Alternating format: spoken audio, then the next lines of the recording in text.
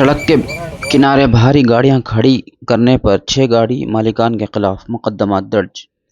عادل آباد کے one town police station حدود میں واقع لانا سانگی کراس روڈ ترپلی علاقے میں سڑک کے کنارے خطرناک انداز میں بھاری گاڑیاں کھڑی کرنے پر 6 گاڑی مالکان کے خلاف پولیس نے مقدمات درج کر لیے ہیں۔